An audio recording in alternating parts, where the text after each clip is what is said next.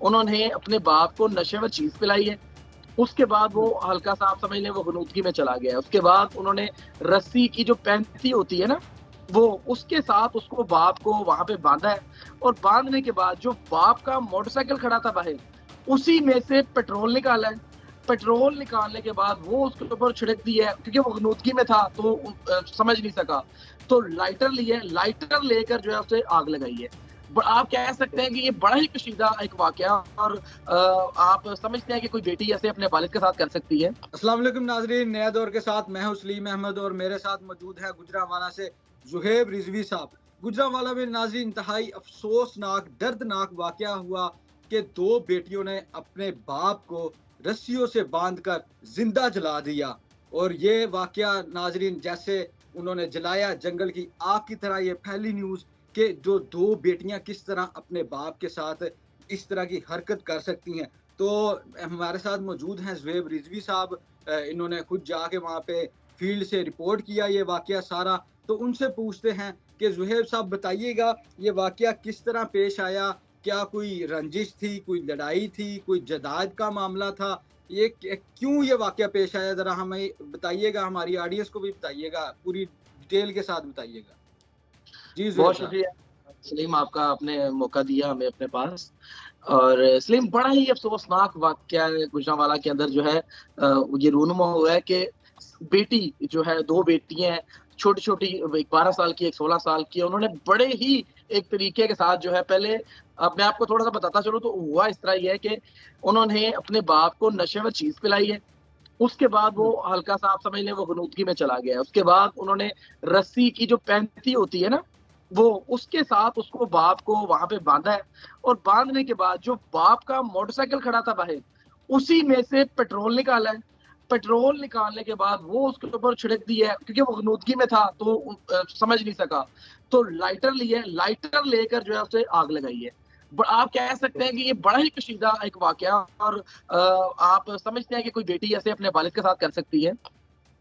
تو بڑا ہی آپ اس واقعے کو اگر غور کریں، سوچیں سمجھیں، تو بڑا ہی حوصلے کا کام ہے اپنے والد کے ساتھ ایسا کرنا، اور بڑا ایک طریقے کے ساتھ انہوں نے سارا کچھ کیا ہے، اتنا انتہائی قدم انہوں نے اٹھایا ہے، اور صرف بیٹیاں نہیں، دو بیٹیوں کے ساتھ جو ان کی والدہ تھی نا، وہ بھی اچھا، میں آپ کو اور چیز آپ کو بتا دوں تو یہ 3 اس نے شادیاں کی ہوئی تھی، جس میں سے 12 اس کے بچے ہیں، اور 12 بچوں میں سے جو 11 بچے ہیں وہ اسی میں سے ہیں، ایک اس کی جو یعنی کہ جس نے شادی کی ہوئی ہے، اس کا پہلے بھی ایک بیٹی تھی، وہ بھی اس کے ساتھ رہ رہی ہے۔ اب ان دو جو واقعے میں جو دونوں ملزم ہیں جنہوں نے اعتراف جرم بھی کر لیا ہے، وہ اس میں سے ایک بیٹی وہی ہے جو ماں پہلے سے اپنے ساتھ لے کر آئی تھی، اور ایک ان کی سگی بیٹی ہے، جو دو بیٹیوں نے ساتھ مل کر اپنے ماں کے ساتھ یہ سارا کچھ واقعہ ہوا ہے۔ تو اب اچھا، جو ہے دو بڑا، بیویاں، یہ کہا جا رہا ہے کہ دو بیویاں یہ اکٹھی رہ رہی تھی، جی جی، تینوں بیویاں اکٹھی رہتی ہیں۔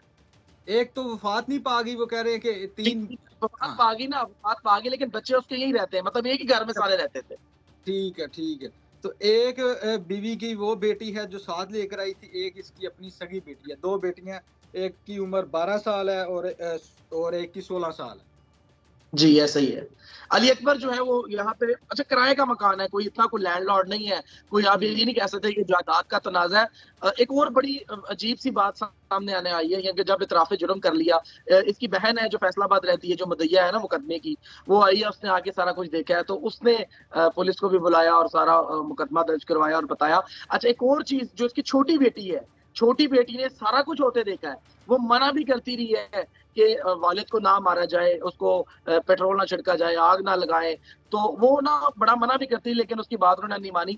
پھر مقدمے میں درج جو ہے پولیس نے جو ہے ان کو گرفتار کر لیا، دونوں مائیں بھی گرفتار ہیں، بیٹیاں بھی گرفتار ہیں، بیٹیوں نے باقاعدہ طور پہ اعتراف جرم بھی کر لیا ہے۔ مزید تحقیقات کے اندر یہ سامنے آیا ہے کہ جو دو بیٹیاں ہیں، انہوں نے الزام عائد کیا ہے کہ جی ہمارے باپ نے ہمارے ساتھ جو ہے نا وہ زیادتی کی کوشش کی تھی۔ یہ بھی ایک بہت بڑی بات ہے کہ جو مسلمان اگر کوئی ایسا ہو تو ایسی کوئی بات سمجھنے میں نہیں آتی کہ والد، چلے اگر کوئی ستیلی بیٹی ہو تو سمجھ بھی آتا ہے، ایک تو اسی کی بیٹی ہے نا، تو لیکن پھر بھی ایک انہوں نے یہ الزام عائد کیا کہ ہمارے باپ نے ہمارے ساتھ زیادتی کی کوشش کی ہے۔